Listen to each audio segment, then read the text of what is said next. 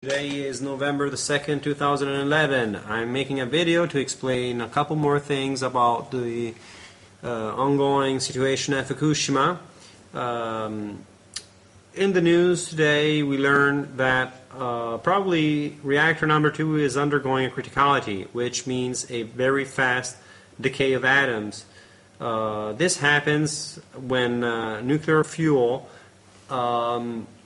it's very condensed, it's very close, so that the atoms that decay hit with their energetic particles and stimulate the decay of other atoms, nearby atoms. So it's a very fast decay. To make a very dumb explanation of it, you can imagine the difference between burning a match and burning a package of matches. So when you burn many of them together, you have amplified, some sort of amplified reaction, which it's not really the sum of the single match. At the end, it is as the energy that you take away from it, but it's faster. It's very intense. So that's what a criticality can be explained to be. It's the same thing that you have in nuclear explosions. Okay. So here I have a 3D model made by a Google SketchUp user whose Google SketchUp username is Digson. So I have to thank him. I guess he's Japanese, from the Japanese characters that were describing the power plant that you see right now. So he's the one who made it. Here you have a person. You see this little thing here? It's a person. Let me zoom into it.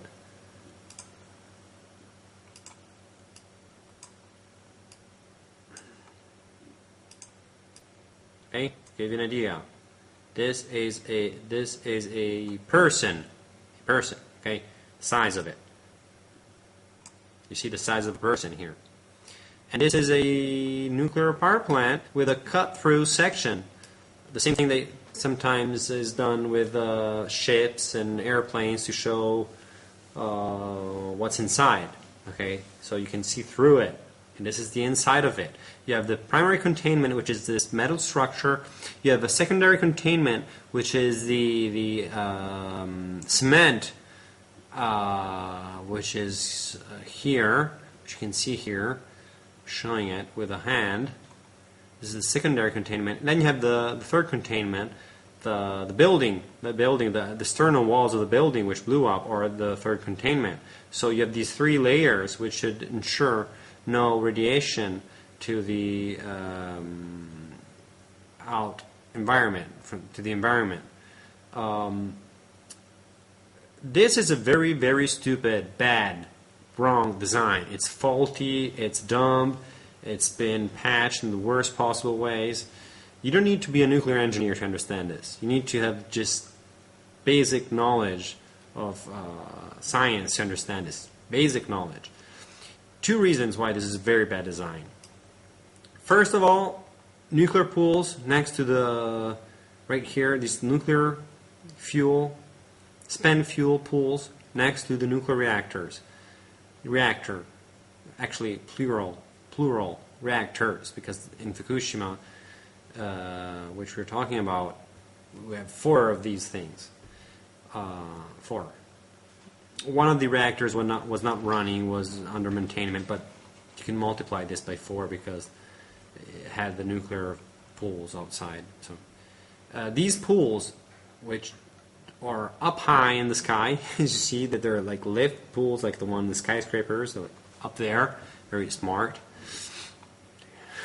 They are used to store the nuclear fuel which ended its productivity cycle inside a nuclear power plant, which I understand, I read somewhere, which happens around every 1.5 years or every 3 years or so.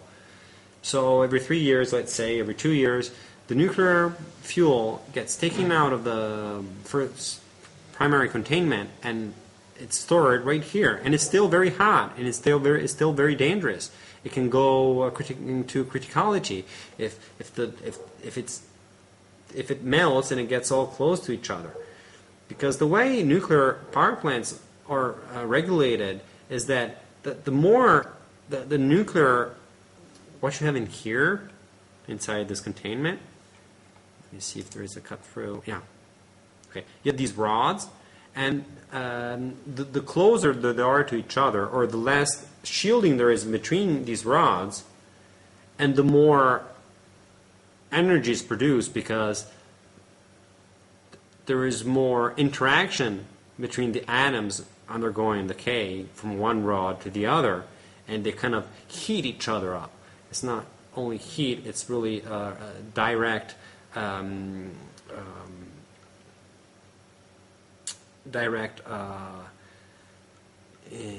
inducing of the nuclear decay from one atom that it's undergoing decay to another atom. The particles which are beamed stimulate another atom to undergo decay. So the closer these rods are to each other, the riskier, the worse the situation is. And so what you have here, it's a pool full of these rods, which are still very, even though they finish their life cycle inside the reactor, they're still very radioactive, and they need to be cooled down. These pools, which you can see in this cut-through section, need a cooling system to prevent water from boiling out of the pool.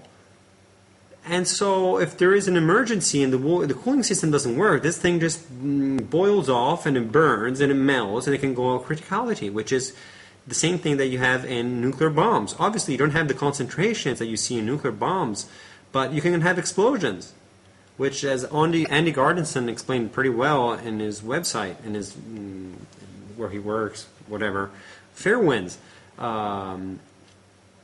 It seems to have happened here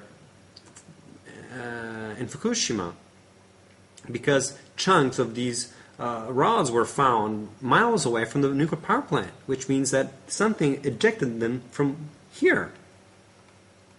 The official explanation of the explosions that we saw in Fukushima was that hydrogen produced by splitting up of water molecules nearby the metal structure here, from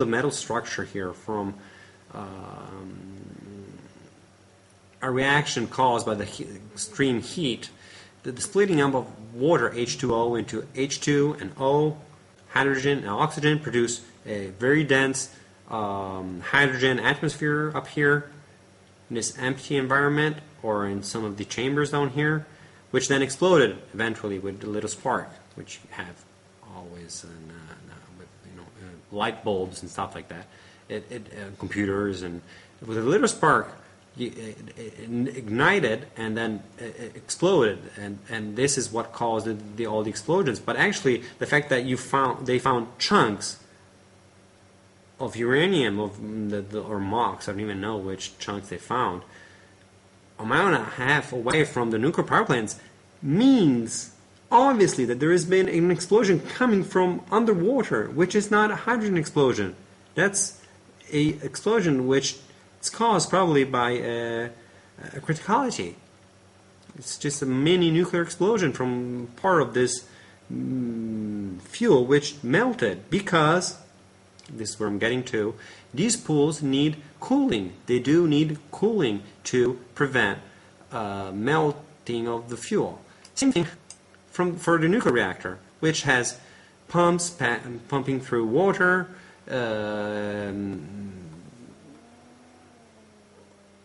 that use the electric grid to power. These pumps can be run by batteries in case of emergency. There are diesel generators, similar to the ones of trains. They're like huge generators in case of emergency that kick in to power these pumps. But obviously, if there is like a flood or a tsunami or a big earthquake, or something goes wrong, this whole thing just melts to the bottom. And what they've had in 3 Mile Island was that the melted rods here reached the bottom, and they managed to recover the situation. But the problem is that, as Andre Garrison was explaining, he has explained more than once on his website, the bottom of the primary containment.